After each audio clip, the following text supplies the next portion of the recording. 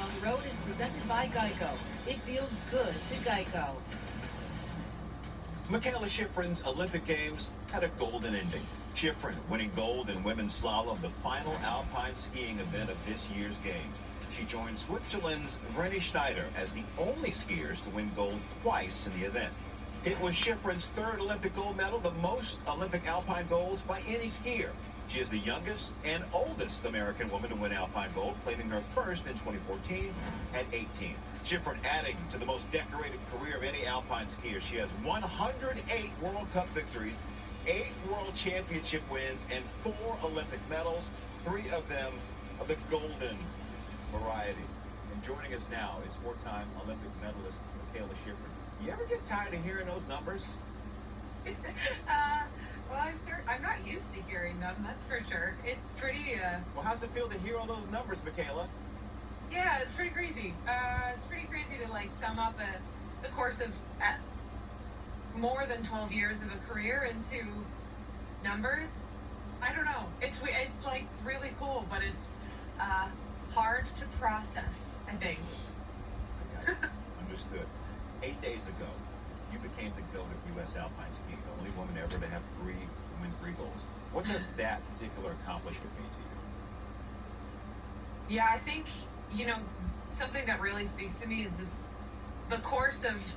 over the course of my career, being able to remain at a really high level of skiing consistently over the years. That's been really important to me, and it's sort of when you say 3 gold medals over the course of a 12-year, 4 different Olympic Games,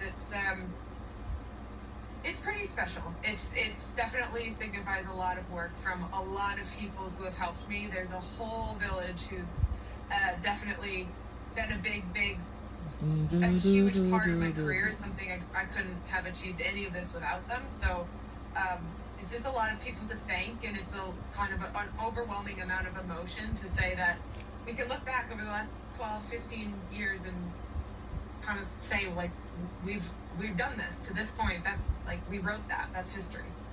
I saw that you quoted Taylor Swift's song "Ruin the Friendship" in an IG post celebrating your gold medal win.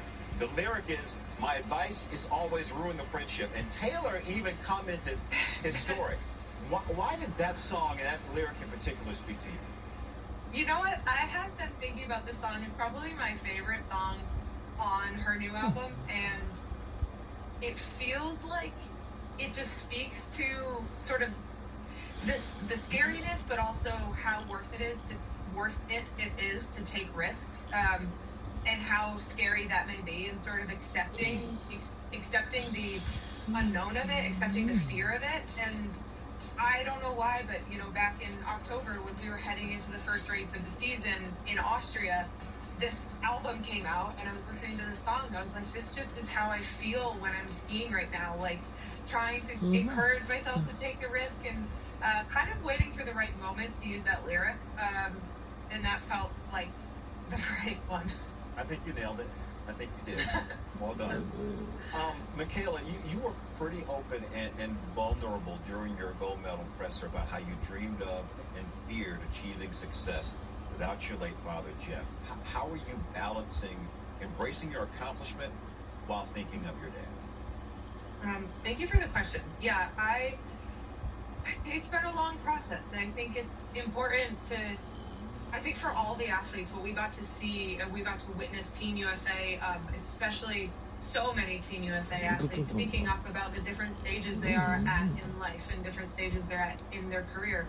I appreciated so much hearing all of these different stories of athletes showing up with nothing to lose and everything to gain, and just having the most fun competing, and athletes who face the challenges that you tend to face at some point or another when going to the Olympics and being in that kind of a spotlight. And for me, my own story over at least the last 4 years, but definitely the last 6 to 8, has brought me to the point of being in Cortina and basically being able to take on a day that feels very, very special, but also there's a huge bitter side of the day to be without somebody that you love, one of the people you love the most in the world.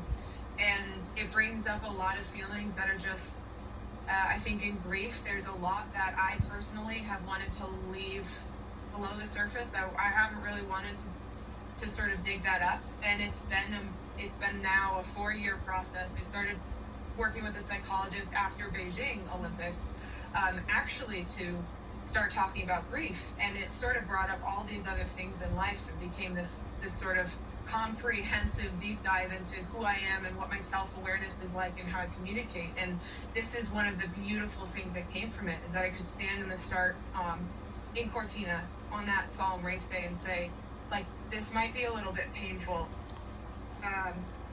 but I'm ready to take this on, and I get to share this with him despite him not being here.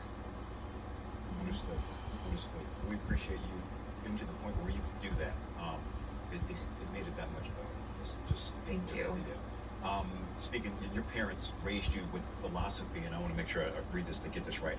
Joyful moments of life are in the moments that you're doing the thing, and not what comes once you've done it. What do you appreciate most about the journey to becoming the most decorated U.S. alpine skier? Oh my gosh, I kind of get shivers thinking about this journey, because there's been so much to it, and so much of sport has guided me to grow in life. So I think I'm tied to skiing in a way that it's not necessarily who I am, but it's such an ingrained part of my world and such an ingrained part of how I've learned to be myself. And it's a way that I can express myself. It's a way that I can sort of take on the world around me and communicate with those that I love and build relationships. And it's there's so much more than meets the eye when you look at these turns and you see what's going in behind them. There's so much that goes into the work and the hours that people aren't watching. And I guess I don't know.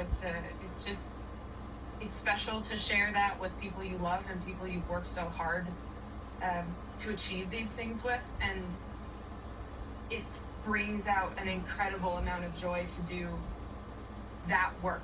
Like, those are the moments that I treasure, is the days, actually the training day before the race day, where we're all working together and we're watching the video and looking at the timing sheet and analyzing the boots and the skis and which boot am I going to take and which ski am I going to use, and all of those things is the sort of process of actually working through it. Those are the moments that I treasure. So I think that philosophy, I'm grateful to my parents for instilling that in both my brother and myself. Like,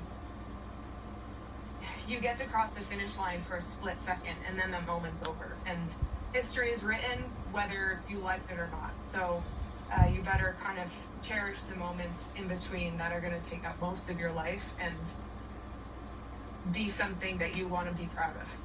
Well, my advice is always ruin the friendship. Michaela Schifrin, Always ruin it. all the best to you in whatever you do. Thank you so much for joining us. Thank you so much. All right. Coming up, we're going to go